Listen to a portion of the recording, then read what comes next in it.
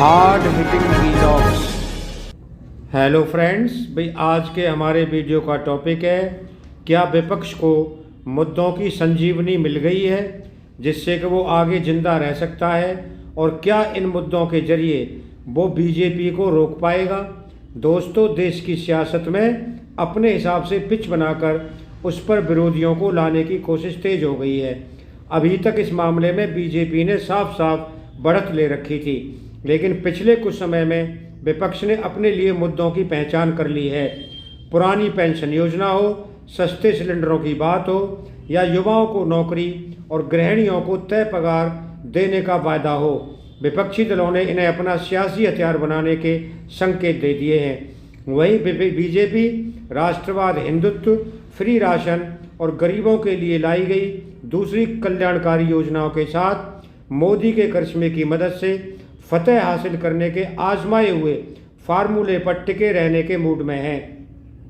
Friends, असल में 2014 में मोदी के नेतृत्व में बीजेपी के एक के बाद एक जीत ने विपक्ष के सामने अस्तित्व का सवाल खड़ा कर दिया था। विपक्ष को बीजेपी की आक्रामक नीति की काट नहीं मिल रही थी।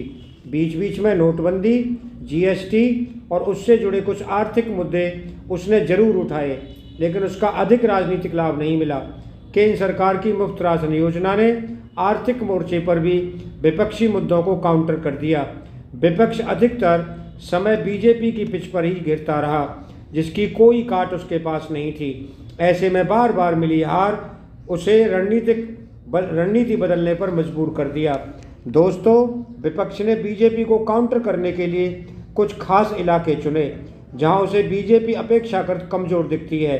इसी राजनीतिक दांव के तहत पुरानी पेंशन योजना और रोजगार के मुद्दे को उसने चुनावों के केंद्र में लाना शुरू कर दिया। इसके अलावा महंगाई और महिलाओं को मुफ्त पगार देने का वायदा कर इनके बीच भी सेंध लगाने की कोशिश की। पिछले कुछ समय से देखें तो सरकारी कर्मचारी, युवा और महिलाएं, इन तीनों वोट बैंकों को अपने पक्ष में करने की सबसे अधिक कोशिश विपक्ष की ओर से की गई।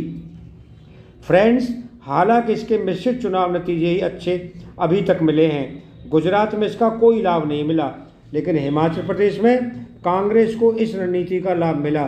फिर भी विपक्षी दलों ने संकेत दिया है कि वे ऐसे मुद्दों को ही 2024 के आम चुनाव में केंद्र में रखेंगे। जानकारों का मानना है कि इन मुद्दों को आगे रखकर चुनाव लड़ना और बीजेपी को काउंटर करना विपक्ष के लिए मजबूरी है।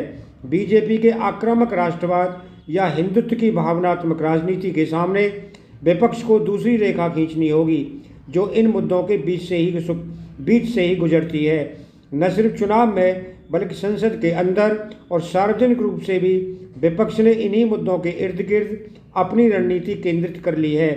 उसकी कोशिश है कि अब वो आगे बीजेपी को सियासी पिच पर न जाकर खेले, जैसा कि 2014 के बाद कई मौक़ों पर कर चुका है। विपक्ष को समझ में आ गया है कि आर्थिक मसले से जुड़े मुद्दों पर ही बीजेपी को टक्कर दे सकता है।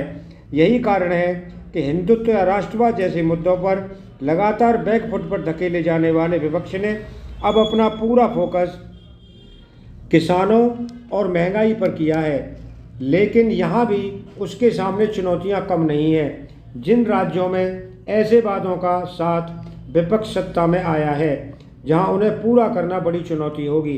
बीजेपी को विपक्ष की इस नई चाल का अंदाजा है, इसलिए वह भी इसी हिसाब से खुद को तैयार कर रही है। बीजेपी ने इसे काउंटर करने के लिए मुफ्त की चीज़ों की सियासी प्रासंगिकता पर बहस छेड़ दी है। चुनाव आयोग से लेकर सुप्रीम कोर्ट तक इस बहस में किसी न किसी रूप में शामिल हुए हैं। साथ ही ऐसे समय चुनाव में मुफ्त की चीज़ों के वादों पर बहस छिड़ी जब हिमाचल प्रदेश में ओल्ड पेंशन या सस्ती दर पर बिजली उपलब्ध कराने जैसे वायदे के साथ कांग्रेस ने चुनाव जीतकर इसके बढ़ते ट्रेंड को फिर से स्थापित किया। दोस्तों, आम आदमी पार्टी ने भी लुभावने वादों के साथ गुजरात में एंट्री मारी। मुफ्त बिजली जैसी चीज़ों का दांव खेलकर Arvind Kejriwal Delhi model of governance को प्रोजेक्ट कर रहे थे। बीजेपी की भी इसी काट से गुजरात से लेकर हिमाचल प्रदेश तक में कुछ लुभावने वादे करने पड़े।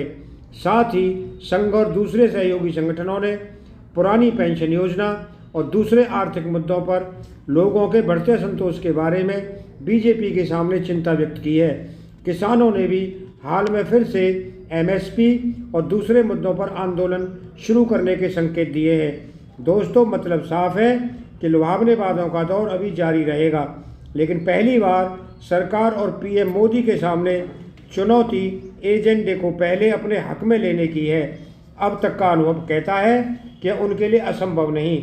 मसलन 2019 आम चुनाव से पहले मोदी सरकार ने जिस तरह से किसानों को हर साल 6,000 रुपये देने की योजना की शुरुआत की, उसका सियासी लाभ उसे मिला और आम चुनाव में दोबारा जनता का विश्वास प्राप्त हुआ। अगले लोकसभा चुनाव में अभी डेढ़ साल से थोड़ा सा समय बाकी है। केंद्र सरकार को अभी 2 बार बजट पेश करना है। इसमें वह विपक्ष के नैरेटिव को काउंटर करने के लिए अलग से घोषणाएं कर सकती है। कुल मिलाकर हिंदुत्व, राष्ट्रवाद जैसे भावनात्मक मुद्दों के बीच नए नए मुद्दे भी सामने आ सकते हैं, जिसमें रणनीति की दशा और दिशा तय होगी। दोस्तों, अगर आपको वीडियो पसंद आया हो तो चैनल को सब्सक्राइब करें, वीडियो को लाइक करें, ज़्यादा से ज़्यादा शेयर करें। आप लोगों का बहुत बहुत धन्यवाद। Thank you very much.